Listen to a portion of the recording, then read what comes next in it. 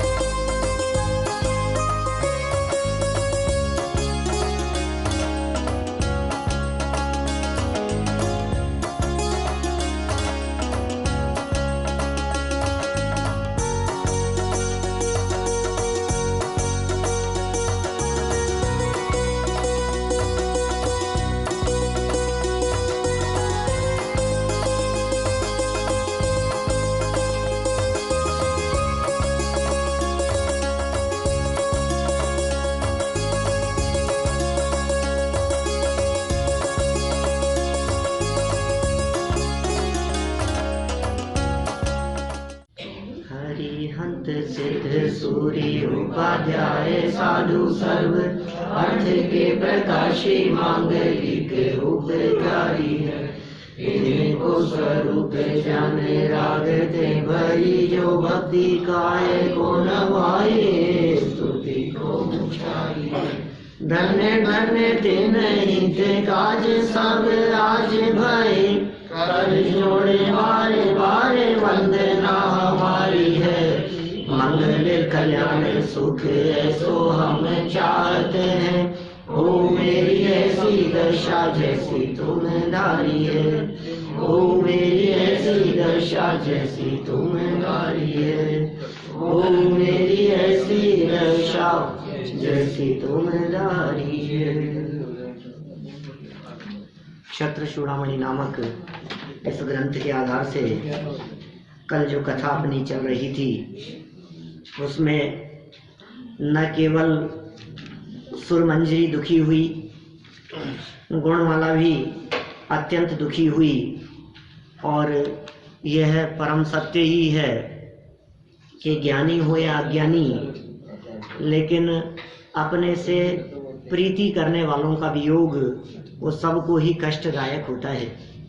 जितना जितना राग का सद्भाव है उतना उतना कष्ट होता है, और जितना राग का अभाव और जितनी राग की कमी है उतनी शांति है। दुख का कारण भी ज्ञान नहीं है, दुख का कारण भी मोह है। ये अज्ञानी जीव जितने उसका अज्ञान का सद्भाव है, उस अज्ञान के सद्भाव के कारण उतना ही दुखी होता है। वास्तव में जगत का कोई भी पदार्थ इष्ट और अनिष्ट नहीं है। ये इष्ट और अनिष्ट, इष्ट माने अच्छापन की कल्पना और अनिष्ट माने बुरेपन की कल्पना। तो ये अच्छे और बुरेपन की कल्पना से ये स्वयं ही दुखी होता है। जगत में 6 जाति के पदार्थ कहे हैं। उन 6 जाति के पदार्थों में कई तरह के विभाजन किए गए शास्त्रों में, लेकिन उन पदार्थों में इष्ट अनिष्ट का बंटवारा कहीं भी नहीं मिलता है। देखिए, सुरमंजरी नाराज होकर चली गई बिना स्नान किए हुए ही, और दुखी तो थी ही, और गुणमाला भी अत्यंत दुखी हुई। अब देखिए, मदोन्मत्त हाथी का उपद्रव। अब मार्ग में ही कुछ एक और घटना घटी। 225 नंबर पेज है, 29 नंबर का ये श्लोक है। गंध सिंधुर तो भीति राशि दथ पुरोक साम विपदोपि तद्भीतिर्मूढानां हन्तवादिका। इसके अनंतर राजपुरी नगरी में रहने वाले मनुष्यों को गंध हस्ती से भय हुआ और काष्टांगार का एक हाथी अपने स्थान से छूटकर मदोन्मत्तता से मनुष्यों को मारता हुआ उसी वसंत क्रीड़ा के स्थान पर आया। पागल हो गया हाथी। देखिए, ये बड़ा पशुओं को संभालना बड़ा कठिन काम है, इसलिए धार्मिक आयोजनों में भी जितना संभव हो सके पशुओं का प्रयोग कम ही होना चाहिए, क्योंकि बहुत स्थिति प्रतिकूल हो जाती है। ये क्या हो गया, यहाँ गंधहस्ती नाम का एक हाथी था, वो अपने स्थान से छूट गया और मदोन्मत्त अवस्था में सबका संहार करता रहा, मनुष्यों को मारता रहा और कहाँ पहुंच गया, जहाँ वसंत क्रीड़ा उत्सव मनाया जा रहा था। नदी तालाब किनारे जहाँ वसंत माह में एक विशेष प्रकार का उत्सव मनाया जा रहा था, जहाँ मेला लगा हुआ था समझ लीजिए, वहां पहुंचकर यदि वो हाथी उपद्रव करेगा तो मनुष्यों का क्या हाल होगा। खेद है। नीतिकार कह रहे हैं, निश्चय से भी विपत्ति का भय मूर्ख पुरुषों को अत्यंत बाधा करने वाला होता है। कल हमने इष्ट वियोग और अनिष्ट संयोग के संदर्भ में बात की थी। इष्ट वियोग और अनिष्ट संयोग तो तकलीफ देते ही हैं, लेकिन यहाँ कह रहे हैं मूर्खों को उसकी चिंता भी अत्यंत दुख देने वाली होती है। हो न जाए विपत्ति, हो न जाए विपत्ति का भय, डर से दुखी है व्यक्ति। तकलीफ से इतना मतलब उसको तकलीफ नहीं होती जितनी कि उस तकलीफ की चिंता से आगे क्या होगा, अब क्या होगा, अब कैसे, सोच सोच करके दुखी होता है। घर में किसी का वियोग भी हो जाए ना तो उसके वियोग से दुखी कम है और सोच सोच करके ज्यादा दुखी है, अब क्या होगा। यानी उनके मर जाने का फर्क नहीं पड़ता, किसी व्यक्ति के मरण से इतना फर्क नहीं पड़ता, तो उसके मरण से हो जाने में क्या क्या तकलीफें आएगी अब आगे, उसको सोच सोच के दुखी है। और यदि किसी तरह की कोई तकलीफ आने की संभावना न हो तो फिर वो इतना दुखी भी नहीं होता, फिर कोई परवाह भी नहीं करता, उससे अपने को क्या फर्क पड़ता है, ठीक है गए तो गए, कोई बात नहीं। कि नहीं अब उनके नहीं रहने से अब ये काम कौन संभालेगा, अब वो नहीं रहे हैं तो अब उनकी जगह पर अब ये काम कौन करेगा, अब ये सोच सोच करके दुखी है। अब भविष्य का क्या होगा, अब हमारे इस मैटर को कौन सुलझाएगा, अब इसमें कौन सहयोग करेगा, अब घर का खाना कौन बनाएगा, अब बाजार से सामान कौन लाएगा, अब बाजार से सब्जी कौन लाएगा, अब बच्चों को स्कूल से कौन लाएगा, अब दुकान कौन संभालेगा।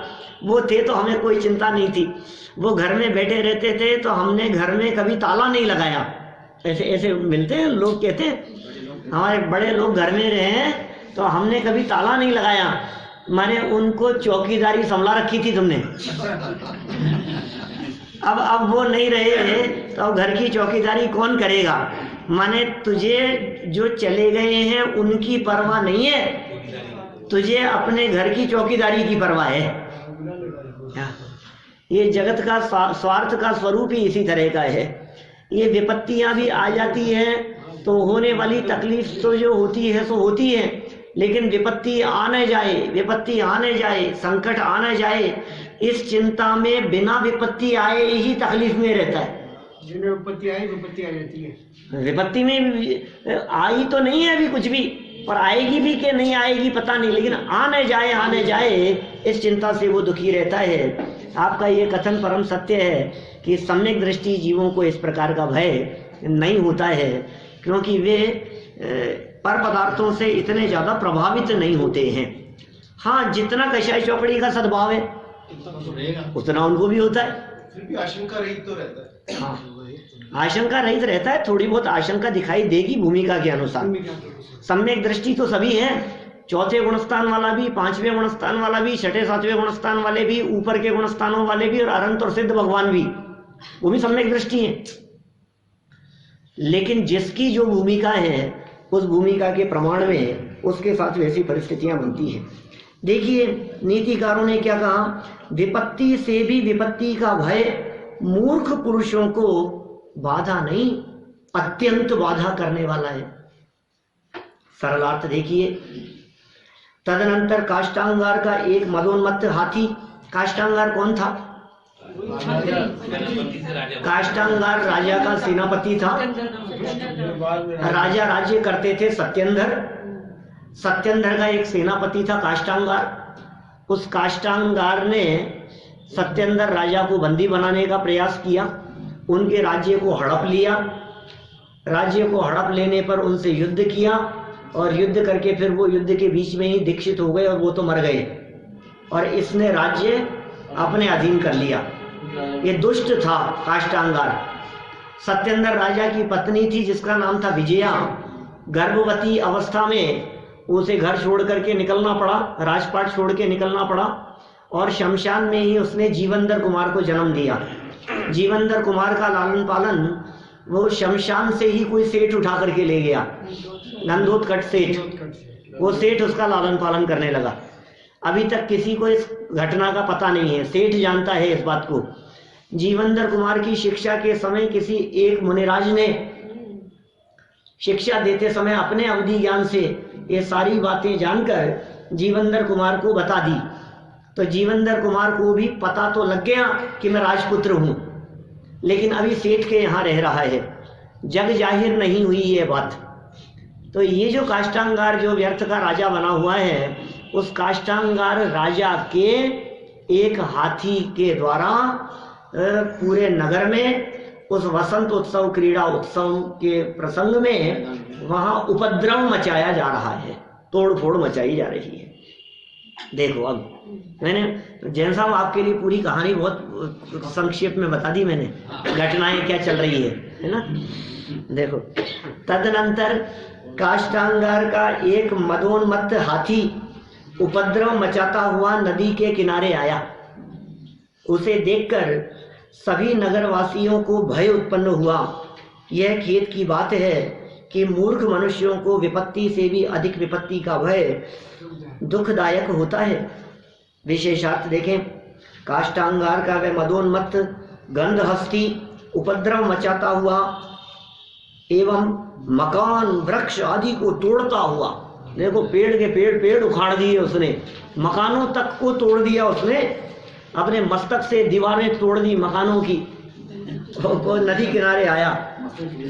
हाँ, हाथी के मस्तक से दीवारें नहीं टूटेगी? क्या बात कर रहे हो आप?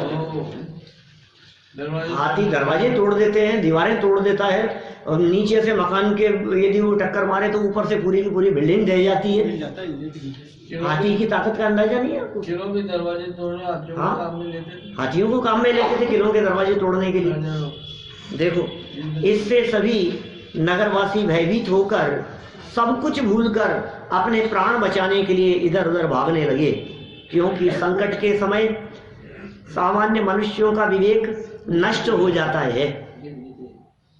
परिजनों का भाग जाना, देखिए आगे, परिजनस्तु तम पश्यन् गुणमाला मथा त्यजत नैहि सन्ति जन्तूनाम पाये सति बांधवाः। इसके अनंतर हाथी को देखते हुए गुणमाला के संबंधी पुरुषों ने उस गुणमाला को अकेला छोड़ दिया। गुणमाला रह गई थी वहां, वो तो चले गई थी, दूसरी सखी क्या नाम, सुरमंजरी, वो तो चले गई और ये वहां थी, और बाकी भीड़ थी, सब तरफ लोग थे, सारे लोग छोड़ छोड़ करके इधर उधर भाग गए और ये अकेली रह गई। निश्चय से इस संसार में विपत्ति आ पड़ने पर मनुष्यों के बंधु नहीं रहते हैं, अर्थात विपत्ति काल में सब छोड़कर ये नीति का लिए अत्र नीति कह करके ये नीति बतला रहे हैं। ये जगत का स्वरूप है इस तरह का। जब तक आपके पुण्य का उदय चल रहा है तब तक सगे संबंधी साथ देते हुए दिखाई दे रहे हैं, और जैसे ही थोड़ा सा विपत्ति काल आया सब छोड़ छोड़ करके भागने लगते हैं, कोई किसी का साथ नहीं देता है। ये सारे जगत का ऐसा ही स्वरूप है। आप उनके ऊपर क्रोध न करें, आप साम्य भाव और समता भाव धारण करें, क्योंकि स्वरूप ही ऐसा ही है। कौन किसका साथ देता है? अपनी पत्नी अपना पुत्र अपना साथ नहीं देवे, बोलो। भाई भाई तो झगड़ते देखे ही जाते हैं, ये सारे जगत की ऐसी घटनाएं दिखती है। और देखो, परिवारजन साथ न देवे और पड़ोसी साथ दे देवे, ऐसा भी होता है। तो क्या कह रहे हैं, इस संसार में विपत्ति आ पड़ने पर मनुष्यों के बंधु नहीं रहते हैं। इसका मतलब नहीं रहते हैं, मतलब काम में नहीं आते। वो बंधु नहीं रह पाते, सहयोग नहीं करते, विपत्ति काल में सब छोड़कर भाग जाते। हाँ ठीक बात है, ऐसा ही है स्वरूप। देखिए सरल अर्थ कहते हैं आगे, मदोन्मत्त हाथी को अपनी ओर आता हुआ देखकर ही गुणमाला के रक्षक, नौकर चाकर और संबंधी उसे वहां अकेला छोड़कर भाग गए। सब लोग थे सेवा के लिए, दास दासियां सब मौजूद थे वहां। वो भी बहुत संपन्न परिवार से थी, राजकन्या। देखो क्या हुआ, क्योंकि इस जगत में जीवों पर आपत्ति आ जाने पर कोई भी सहायक नहीं होता है, कोई भी नहीं होता। पाप कर्म का उदय आ जावे तो कौन साथ देवे, पुण्य के उदय में तो सब साथ देने के लिए तैयार हो जाते हैं, सभी चले जाते हैं। मैं आपसे पूछता हूँ, कितने प्रसंग बतलाऊं आपको, प्रथमानुयोग ऐसे उमड़ करके दिमाग में घूम रहा है, कितनी घटनाएं प्रत्यक्ष दिखाई दे रही है। सहयोग करने वाले बहुत आ गए, सहयोग करने वाले बहुत आ गए, लेकिन उससे पहले जब विपत्ति का काल था तब वे सहयोग करने वाले कहाँ चले गए थे, उस समय क्यों नहीं आए? ये सीता की अग्नि परीक्षा का ही प्रसंग देख लो ना। रावण जब उठा करके ले गया था, क्या उस समय सारे देव सो रहे थे? अग्नि परीक्षा के समय तो आ गए, उस समय कहां चले गए थे? देखो बाल तीर्थंकरों तक की कैसी दशा है। ऋषभ देव स्वामी गर्भ में आने के 6 महीने पहले से रत्नों की बरसात देवों के द्वारा, 9 महीने गर्भ अवस्था में है तब भी लगातार 15 महीने तक रत्न बरसाते रहे। गर्भ में आए तो गर्भ कल्याणक मनाने के लिए आए, देवियां छोड़ करके चले गए, 56 कुमारियां सेवा करने के लिए, 8 कुमारियां छोड़ करके चले गए। जन्म हुआ तो जन्म कल्याणक मनाने के लिए आए स्वर्ग से, ऐरावत हाथी पर बिठा करके वहां ले गए, पांडुक शिला पर ले गए। देखो कितना बड़ा उत्सव मनाया जा रहा है। फिर भोजन की व्यवस्था स्वर्ग से, कपड़ों की व्यवस्था स्वर्ग से, खेलने के लिए छोटे छोटे देवों को छोड़ करके चले गए मन बहलाने के लिए। किसके लिए? सब बाल तीर्थंकर के लिए। फिर दीक्षा का प्रसंग आया तो पालकी स्वर्ग से लेकर के आए। अब जंगल में जाकर के इन्होंने दीक्षा ले ली तो सब देव जाकर के सो गए। अब जब 6 महीने बाद में उठे तो कोई आहार चर्या विधि बताने वाला नहीं है। क्यों भाई? जब जीवन भर 83 लाख पूर्व की उम्र तक सारी भोजन वस्त्रों की व्यवस्था करते रहे तो आज क्या इतनी सी व्यवस्था नगरवासियों को बता नहीं सकते थे कि आहार कैसे दिया जाता है? देव इतना सा काम नहीं कर सकते थे? ये जिनके आगे पीछे तुम घूम रहे थे अभी तक, वे रोजाना नगर के चक्कर लगा रहे हैं और आहार की व्यवस्था नहीं हो रही है, तो क्या इतना सा विकल्प नहीं आया कि जाकर के जो स्वप्न राजा श्रेयांश को बाद में आया 7 महीने 8 दिन बाद, 13 महीने 8 दिन बाद, क्या वो पहले नहीं आ सकता था? कैसे आता भाई? अपने पाप कर्म का उदय हो तो वे सहयोग करने वाले भी। और फिर देखो अभी तो दीक्षा कल्याणक मना करके गए हैं और अभी थोड़े समय बाद ही केवल ज्ञान हो जाएगा तो फिर दौड़े दौड़े चले आएंगे केवल ज्ञान कल्याणक बनाने के लिए। ये बीच के इतने से पीरियड में वो देव कहाँ गायब हो गए कि जब अपने पाप कर्म का उदय आता है तो कोई सहयोग देने वाला नहीं होता है, अशरण है।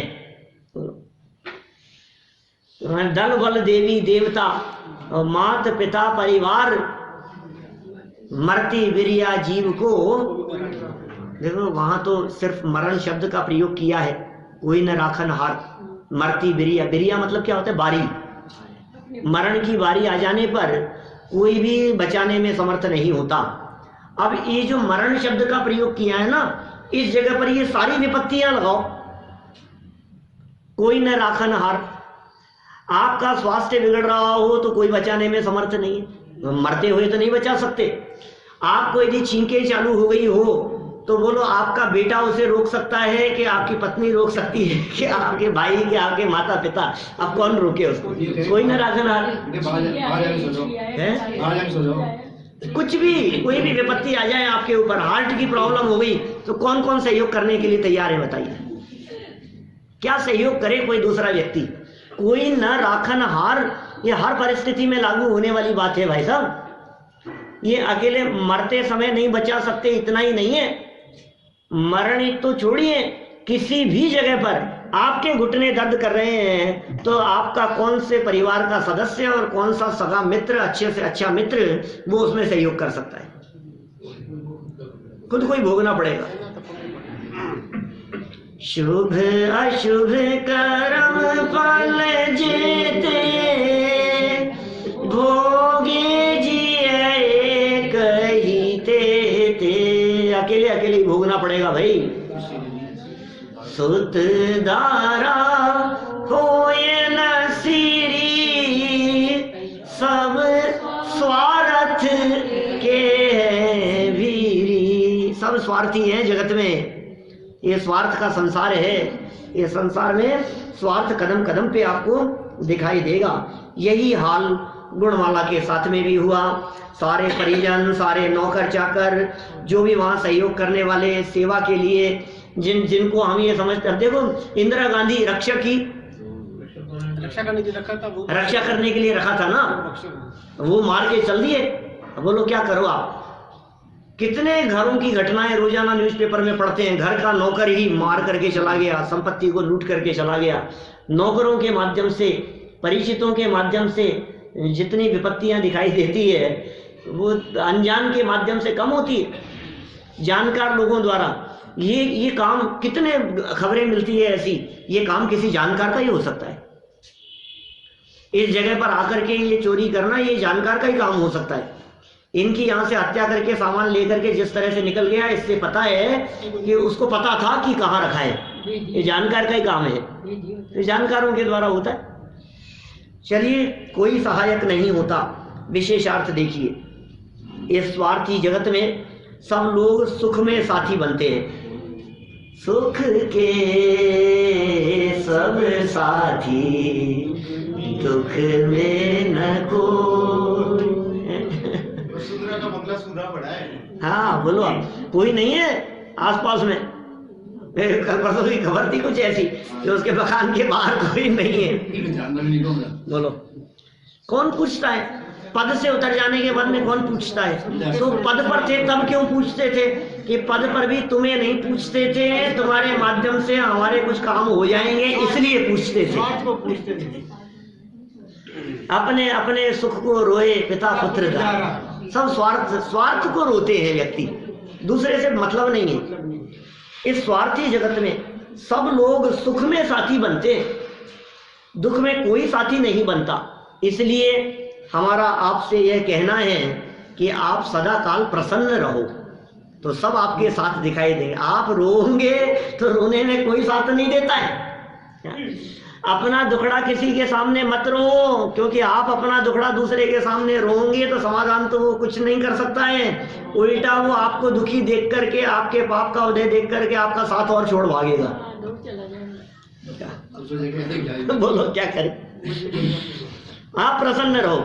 आप यदि प्रसन्न हैं, आप यदि खुश हैं तो सब आपके साथ हैं, और आप यदि खुश नहीं हैं तो कोई साथ नहीं है। कहते हैं ना कि वो जो व्यक्ति, हाँ आप हंसो तो सारा जग हंसता है, और आप यदि नहीं हंस रहे हो तो कोई नहीं हंसता है। अब ये मुस्कुराते हैं और देखते ही चेहरे पे मुस्कुराहट आ जाती है। बोलो, माने आप एक बार मुस्कुरा के देखो तो सब मुस्कुराते हुए नजर आएंगे। मुस्कुरातों को सबके चेहरे मुस्कुराते ही नजर आते हैं। जैसे युधिष्ठिर को कोई बुरा नजर, हाँ, जैसे युधिष्ठिर को कोई बुरा नजर नहीं आता था। देखिए, दुख में कोई साथी नहीं है। इस कहावत को चरितार्थ करते हुए हाथी से भयभीत गुणमाला के रक्षक, नौकर और सगे संबंधी, रक्षक भी थे, नौकर भी थे और सगे संबंधी भी थे, उसे वहीं पर अकेला छोड़कर अपनी अपनी जान बचाने के उद्देश्य से 9-2-11 हो गए। 9-2-11 हो गए, गायब हो गए सबके सब। 9-2-11 वैसे ही होते हैं। 9-2-11 वैसे ही होते हैं। 9-2-11 हो गए, गायब हो जाना, छोड़ के भाग जाना। आपत्ति के समय यदि कोई सहायक है तो वह है मात्र अपना पूर्वबद्ध पुण्य कर्म का उदय। कौन साथी है? धर्म ही एकमात्र सहायक है, धर्म ही चिंतामणि है, धर्म ही रक्षक है, धर्म ही सहायक है। अपने पुण्य का उदय ही, पाप कर्म के उदय में सब छोड़ छोड़ करके भागते हुए दिखाई देते हैं। मित्र अरी हो जाए जगत में अशुभ उदय के आने से। जल से गलता रवि से जलता कमल जगह छूट जाने से, और मित्र अरी हो जाए जगत में अशुभ उदय के आने से। वह कमल जो कमल सूर्य की किरणें पड़ने मात्र से खिल जाया करता था, वो कमल जो जल में रहता हुआ, जिस जल में रहता था वो वृद्धि को प्राप्त होता था। पानी से निकाल दो कमल को तो सूख जाएगा, माने वो कमल पानी के सहयोग से बढ़ता था और सूर्य की किरणें पड़ने मात्र पर खिलता था। आज देखिए थोड़ा सा समय प्रतिकूल आ गया और वो अपनी जगह छोड़कर कमल वही पानी में पड़ा है, तो क्या होगा? वही पानी उसके पत्तों को गला रहे हैं और वही सूर्य की किरणें उसके पत्तों को जला रही है, खाक कर रही है। देखो ये दोनों मित्र थे, ये दोनों मित्र थे, लेकिन जैसे ही समय बदल गया, जैसे ही स्थान बदल गया, अवसर बदल गया, ये दोनों शत्रुवत हो गए। इसी तरह से जब अपने ही पाप कर्म का उदय हो तो दोष किसको दें हम, किसको दोष दिया जाए? हमारी आदत है दूसरों को दोष देने की। अभी भी इस प्रसंग को देखकर, जगत की स्वार्थ वृत्ति को देखकर हमें ऐसा लग रहा है कि अरे अरे सब स्वार्थी हैं, सब बेकार हैं, सब बेकार हैं। हम दूसरे पे दोषारोपण कर रहे हैं, ये तो है ही खराब, ये तो कुछ ज्यादा ही स्वार्थी है, ये तो सब इनका तो ये तो कोई सहयोग कर ही नहीं सकते। दूसरे अन्य आपको कमियां दिखाई दे रही है, लेकिन यहाँ ये वाक्य की गहराई आपको समझ में नहीं आ रही कि यदि आपके पुण्य का उदय है तो वे कितने भी बुरे हों वे आपका सहयोग करेंगे ही करेंगे। आपके पुण्य का उदय है तो, आपके पाप कर्म का उदय है तो वे जगत में कितने भी सज्जन, कितने भी श्रेष्ठ, कितने भी अच्छे कहलाते हो, आपके पाप कर्म का उदय है तो आपके काम में टांग अड़े बिना नहीं रहेगी। इसका मतलब यह है जगत में कोई व्यक्ति अच्छा और बुरा नहीं है, हमारे कर्म ही अच्छे और बुरे हैं। यदि हमारे कर्म खोटे हैं तो कौन सहयोग करेगा, और यदि हमारे कर्म का उदय अच्छा है तो दुनिया में कौन हमारा क्या बिगाड़ लेगा। हाँ बोलो, लौट करके आ जाती है वापस। अपने अपने कर्मों का फल सबको मिलता है। इस जन्म में ना मिले पर भव में मिलता है, अपने पुण्य और पाप का फल सबको मिलेगा, ये कर्म का फल। इसलिए विचार करो, आप तो बहू साथ नहीं दे रही है, बेटा साथ नहीं दे रहा है, बेटा सामने जवाब दे रहा है, घर से निकाल दिया गया है, घर में काम करने वाले नौकर भी आपके प्रतिकूल चल रहे हैं, नालायक हैं, काम नहीं करते हैं, वही हमारे को बेवकूफ़ बना करके चला गया, उसने साथ छोड़ दिया, वो पैसे खा गया, ये हमारे को दे नहीं रहा है, ये लौटा नहीं रहा है, ये मकान खाली नहीं कर रहा है। कितनी तरह की समस्याएं एक के बाद एक लाइन से आपके पास में समस्याएं दिखाई दे रही है। सुनो, आपकी उंगली उठती है दूसरों की तरफ, लेकिन ध्यान देना ये जनवाणी ये कह रही है कि 3 तुम्हारी खुद की तरफ है। अपने आप को देखो, एक उंगली दूसरे की तरफ उठ रही है क्या, तो 3 अपनी तरफ है ना। आप एक से दूसरे के दोष देख रहे हो तो कम से कम 3 गुना अपने दोषों को देखो, अपनी कमियों को देखो। जे कर्म पूरब किए खोटे सहे क्यों नहीं जियरा, अति क्रोध अग्नि बुझाए प्राणी साम्य जल ले सियरा। क्यों, क्या कह रहे हैं भाई साहब?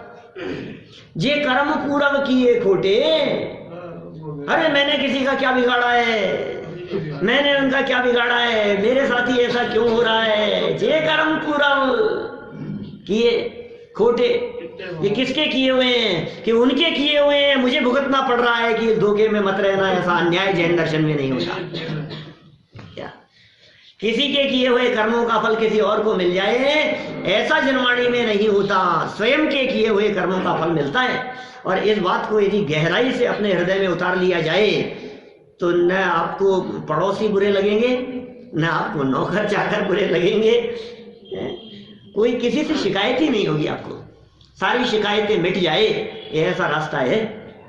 क्या कह दिया यहाँ, अकेला छोड़ करके सब 9 2 11 हो गए।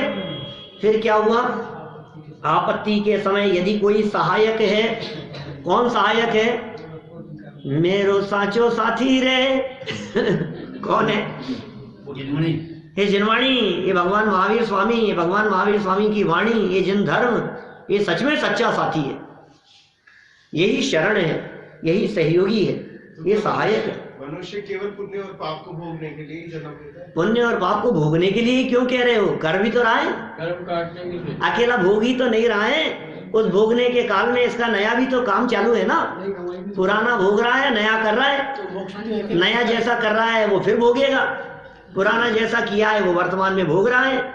भोगते समय परिणामों में शांति है, भोगते समय परिणामों में निर्बलता है, कि भोगते समय परिणामों में आकुलता व्याकुलता है, इस पे डिपेंड करेगा आपका फ्यूचर। मनुष्य अपने भाग्य का निर्माता स्वयं है, स्वयं अपने भाग्य को रच रहा है वर्तमान परिणामों से, वर्तमान भावों से। पूर्व कर्म का उदय परिस्थितियां बदल सकता है, पूर्व कर्म का उदय परिस्थितियों में सुधार बिगाड़ होता हुआ दिखाई देता है उसके उदय से, लेकिन उन परिस्थितियों में सुखी और दुखी होना ये कर्म के हाथ में नहीं है, ये हमारे चिंतन के हाथ में है, ये हमारी सोच के हाथ में है, हमारी श्रद्धा कैसी है। देखो पाप कर्म का उदय तो आ गया, हड्डी टूट गई मान लो, अब इस परिस्थिति में अब एक तो आप रोते रहो मेरे साथ में ऐसा क्यों हुआ, और ये इसने किया है ऐसा, इसकी वजह से हो गया, उसकी गलती की वजह से मेरे को 2 महीने देखो आप बिस्तरों में पड़े रहना पड़ा, अब ये तो रोता रहे। और दूसरा विचार करे जे स्वयं ये कर्म पूरा किए खोटे, क्या करें, किसको दोष देवे भाई, अपना ही ऐसा कर्म का उदय है। और देखो पीछे कभी कुछ ऐसे आकुलता व्याकुलता के परिणाम किए थे, इसके पाप कर्म के उदय में ऐसी परिस्थिति बनी है, और अभी भी यदि परिणाम बिगड़े रहे तो भविष्य में फिर बिगड़ी हुई स्थितियां आएगी। इसलिए इस पाप कर्म के उदय को शांत भाव से सह लेने में ही समझदारी है। कहते हैं ना, ज्ञानी काटे ज्ञान से और मूर्ख काटे रोए। काटना थोड़ी है, बढ़ता है, काटना तो दोनों को पड़ेगा। आजकल हम बढ़ते हैं। दो लोगों के फ्रैक्चर हुआ, एक रो करके समय काट रहे, डॉक्टर ने कहा कि भैया थोड़ी सी तकलीफ रहेगी, और 21 दिन का पट्टा बंधा है, और इतने समय तो तकलीफ रहेगी, दोनों को कहा। अब एक रो करके 21 दिन बिताता है और दूसरा सहज समता भाव से समय बिताता है, 21 दिन तो दोनों को निकालने पड़ेंगे। सब जो पाप के उदय का काल आया है वो काल तो निकालना ही पड़ेगा ना। ज्ञानी तो यही सोचेगा धन फूल छूटे अच्छा हुआ। हाँ कोई बात नहीं, पाप कर्म का उदय था, निकल गया, जो भी स्थिति रही। देखिए क्या कह दिया यहाँ, आपत्ति के समय यदि कोई सहायक है, कोई सहायक है आपत्ति के समय, कि नहीं साहब इन्होंने बहुत सहयोग किया, हमारा इनका बहुत सपोर्ट रहा, हमारे भाई साहब का सपोर्ट रहा। अरे भाई साहब का सपोर्ट तो दिख रहा है क्या, असली तो काम आपके कर्म का उदय है अंदर में। तो वह है मात्र अपना अपना, किसी और का नहीं, सबका अपना अपना, पूर्वबद्ध पहले के बंधे हुए पुण्य कर्म का उदय। पहले होता है कर्म का बंधन, कर्म बंधता है, फिर अपना समय आने पर वो कर्म उदय में आता है, उस कर्म का फल मिलता है, फल मिलने पर बनती है परिस्थितियां। पुण्योदय के समय मैं पहले इसकी सेवा करूं, मैं पहले इसकी सेवा करूं कहते हुए उसकी सहायता के लिए तैयार होते हैं पुण्य के उदय में। अरे नहीं नहीं साहब, आपके लिए तो मेरी जान हाजिर है। पुण्य का उदय होता है तो सब इस तरह की बातें करे, आपके लिए मैं पहले करूं, मैं पहले करूं। 4 नौकर हैं, एक को आवाज लगाओ तो 4 आते हैं, एक को काम बताओ तो कहते नहीं मैं करूंगा, मैं करूंगा, दौड़ दौड़ करके काम करने के लिए तैयार रहने वाले पुण्य के उदय में। पहले मैं करूं, सब तैयार होते हैं। जरूरत ही क्या है नौकर की। अतः आपत्ति के समय किसी व्यक्ति से मदद की अपेक्षा रखना उचित नहीं है। क्या बात कर रहे हो आप? अपेक्षा रखना उचित नहीं है, ये कह रहे हैं यहाँ। आपत्ति के समय किसी व्यक्ति से मदद की अपेक्षा रखना, आप अपेक्षा नहीं भी रखेंगे और उदय आपका अच्छा है ना, तो सहयोग करने वाले आएंगे, अपने आप सहयोग करेंगे। आप तो भाव ना अच्छी भाव,